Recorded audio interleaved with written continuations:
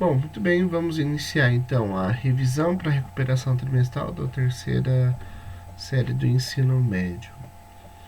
Preparei alguns slides aqui para facilitar essa nossa revisão.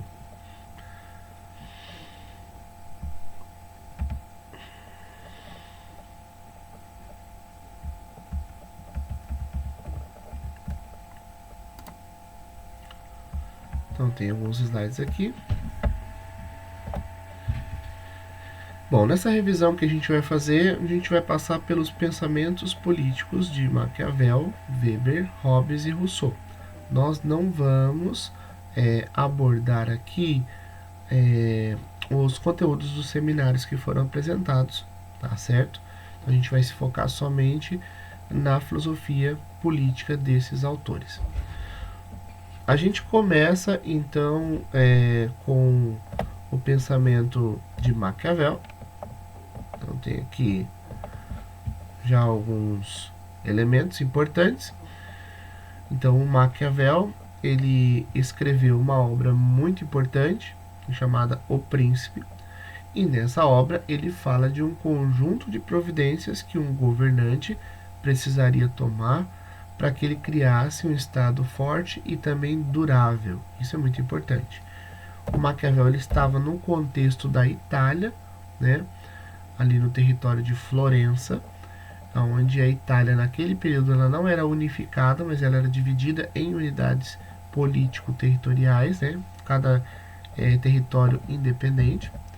E aí o Maquiavel, diante desse cenário, ele vai acreditar que o príncipe, como sendo um ser humano, ele vai estar aí sujeito a circunstâncias aleatórias do destino. O que são isso? São eventos que a gente não pode controlar, mas que acontecem na nossa vida. Então essas circunstâncias aleatórias do destino, ele vai chamar de fortuna.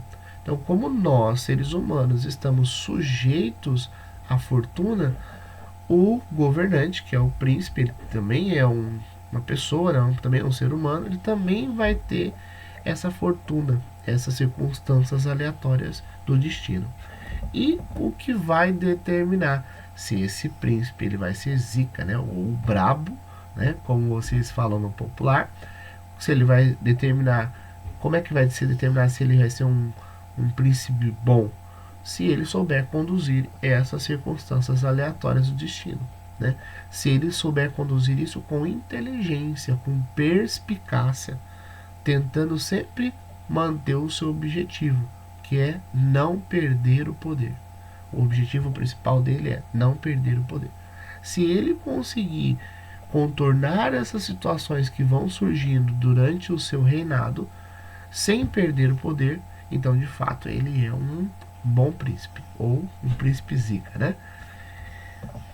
Veja só, o Maquiavel, ele tem ali na sua obra expresso que o principal objetivo do príncipe é se manter e se reproduzir no poder, consolidar, se tornar alguém dentro do seu reino, alguém que tenha um reinado sólido, né? Por isso consolidar, e ao mesmo tempo que esse rei, esse príncipe, ele consiga se reproduzir no poder, ou seja, que a sua família consiga reinar depois, obviamente, que ele sai de cena.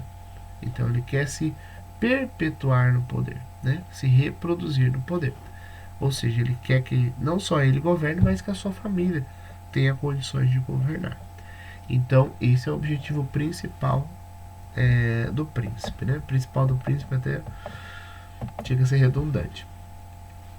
É por isso que, geral, né, as pessoas dizem que a frase... Opa, faltou aqui, ó.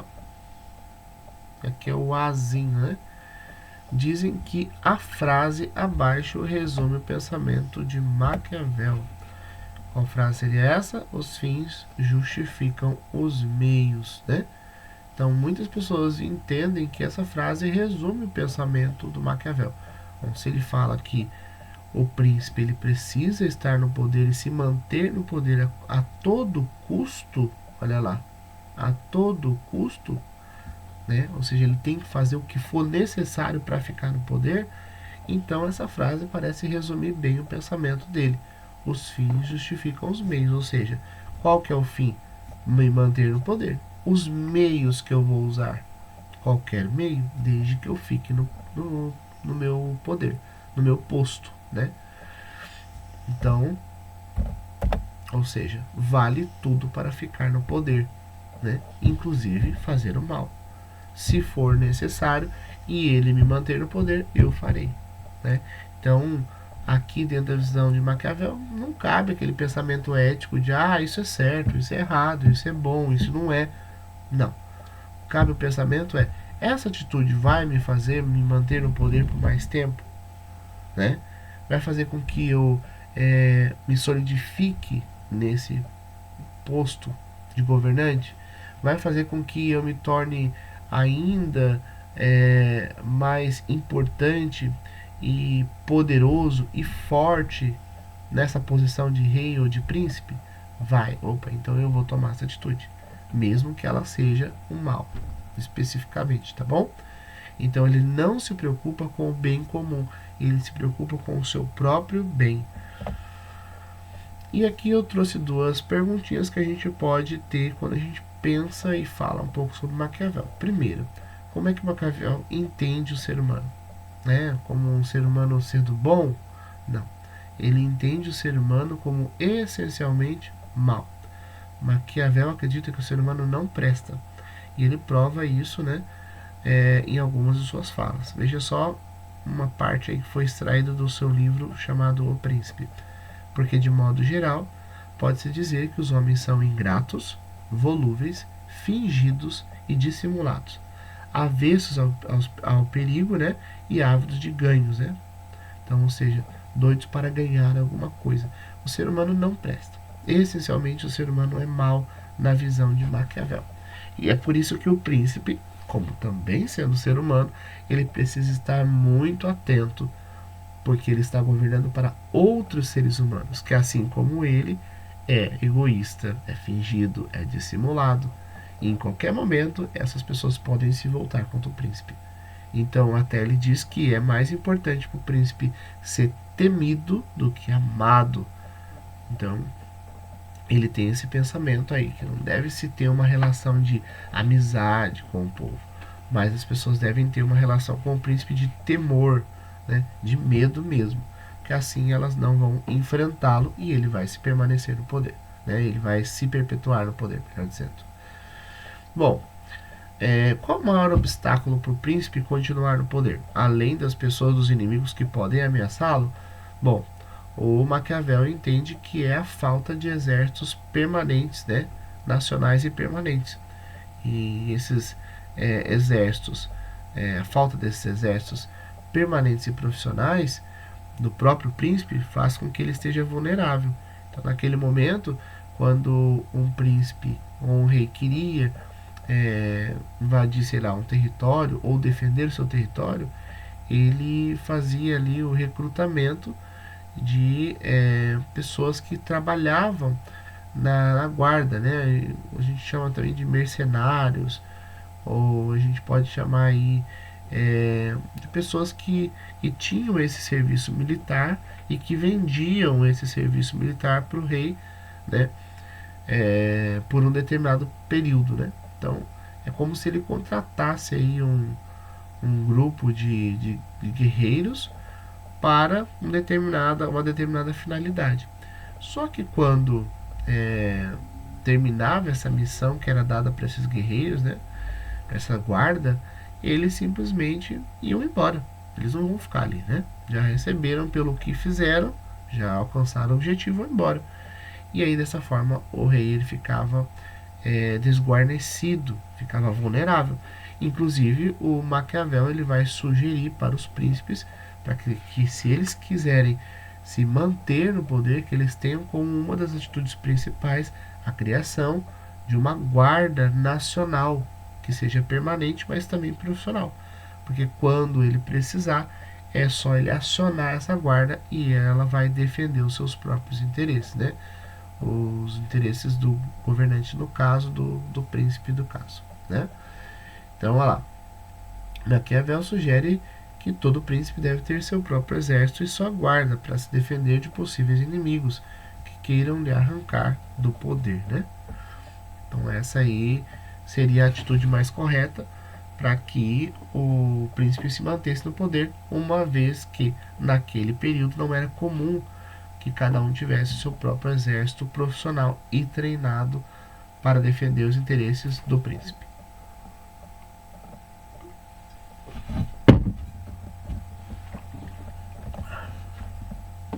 Vamos agora para o pensamento de Max Weber. Ele já vai estar num contexto um pouco diferente de Maquiavel, ele vai estar na Alemanha, que também não é unificada, ela é dividida em unidades político-territoriais naquele período que viveu Max Weber. E para nós interessa três coisas de Weber. Primeiro, o que ele pensa ser política. Ele entende que política é o conjunto de esforços que são feitos com o objetivo de participar ou então influenciar a divisão do poder.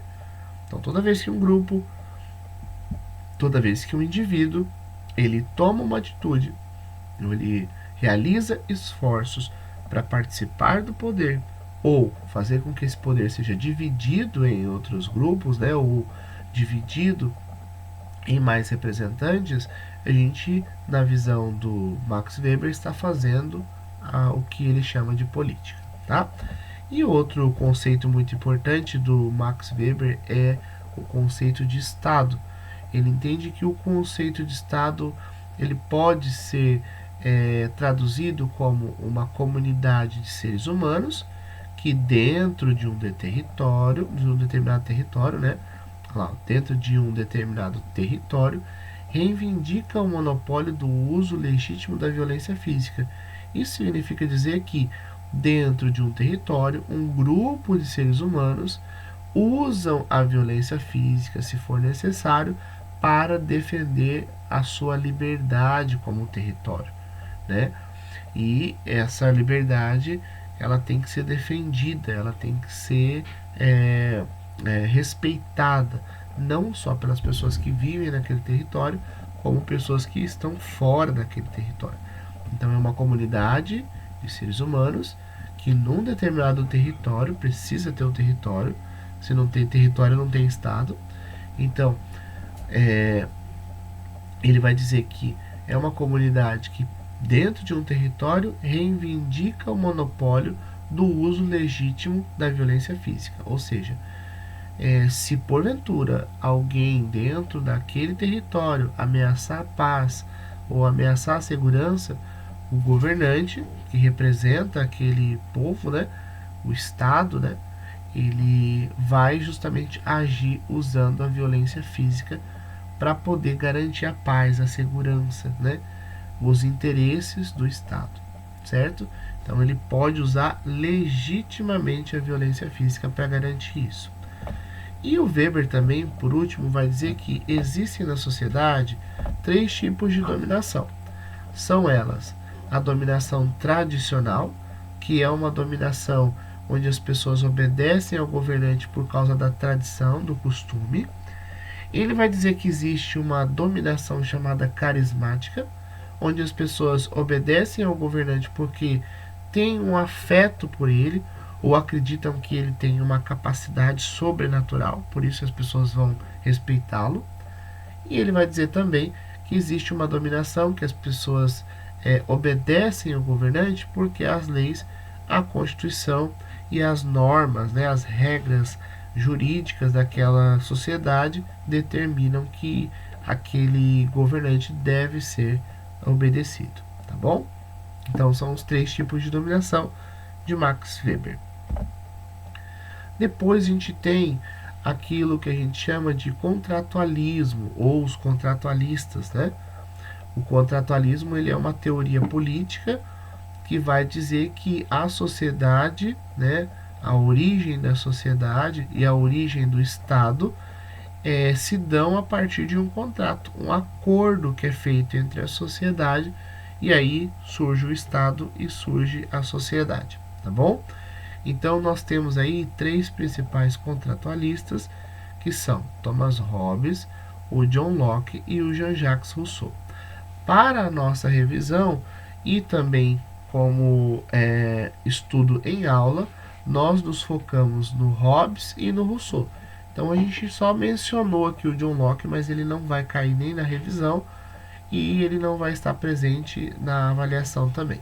A gente vai só mesmo abordar os pensamentos de Hobbes e Rousseau. Primeiro a gente começa por Hobbes.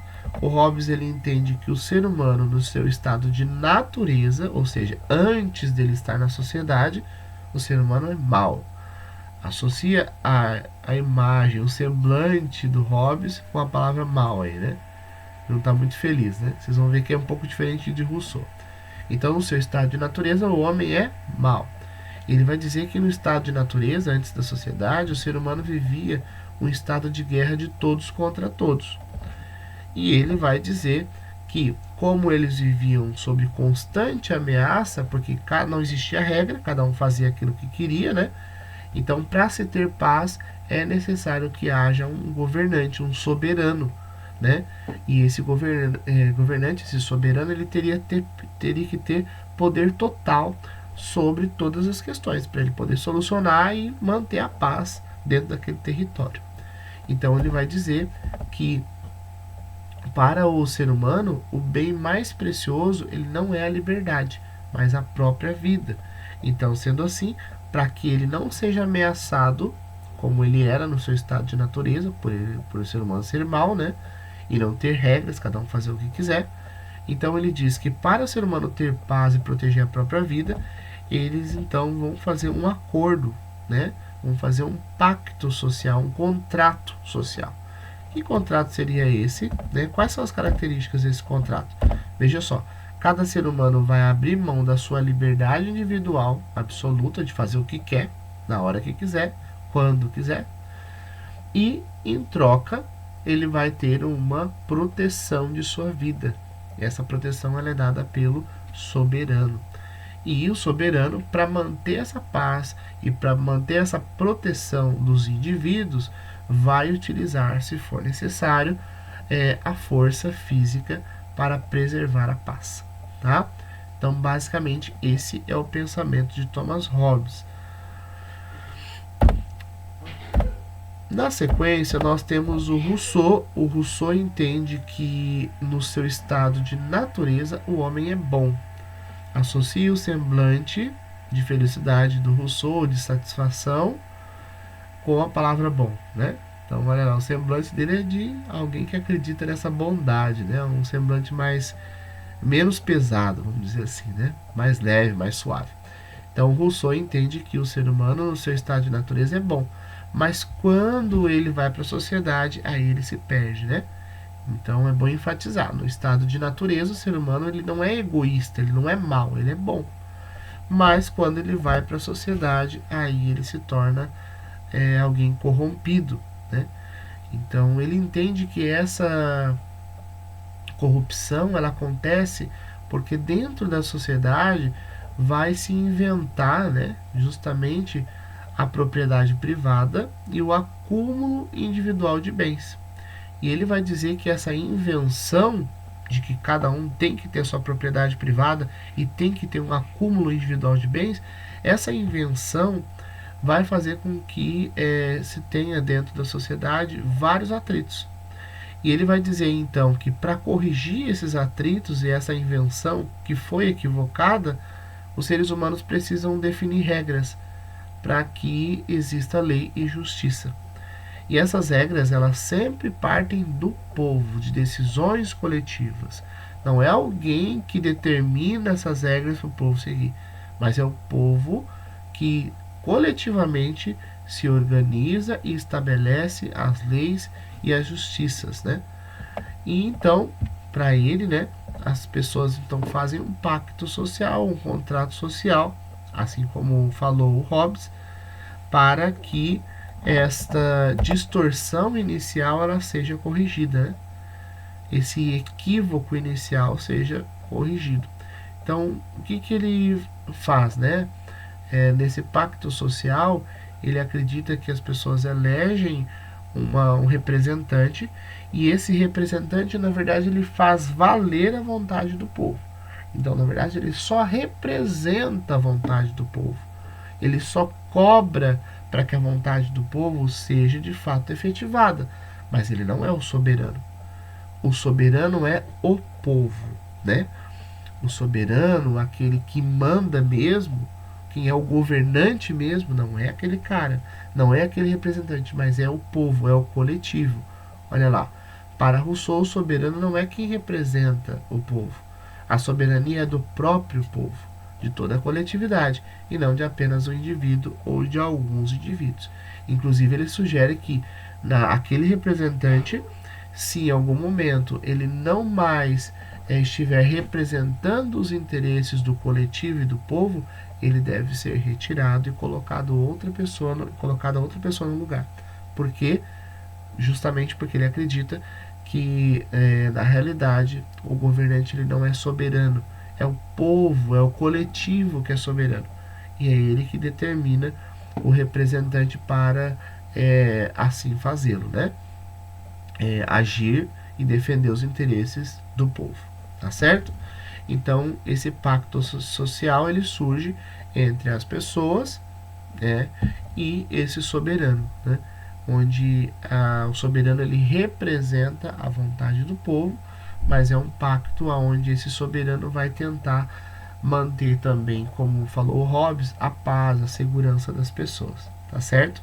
Justamente porque dentro da sociedade, em busca do acúmulo individual de bens e garantir sua própria privada, o ser humano acaba se tornando mesquinho, egoísta, maldoso, né? Alguém que se torna aí desprezível dentro da sociedade. Então, essas leis elas são importantes existirem, né? Justamente porque essa ideia ela não vai sumir. A ideia de que é preciso ter uma propriedade privada e acúmulo individual dos bens, tá bom? Então, basicamente, são esses 4 autores que vai cair na recuperação, mas se porventura surgir alguma dúvida, quando você estiver estudando e revendo esse vídeo, fazendo as suas anotações, você pode mandar essas dúvidas pelo WhatsApp. A sugestão e uma dica para a avaliação é que você consiga fazer mapas conceituais a partir do que foi explicado. Então, tente aí fazer mapas colocando palavras-chave sobre aí esses autores, esses 4 filósofos, uma vez que na recuperação a gente vai se focar em palavras-chave que estão ligados a esses autores, a esses filósofos, tá bom? Então é isso. A gente então vai encerrar aqui esse vídeo, essa videoaula, né? A gente vai encerrar aqui e a gente vai se ver numa próxima oportunidade, tá bom? Até mais, bons estudos.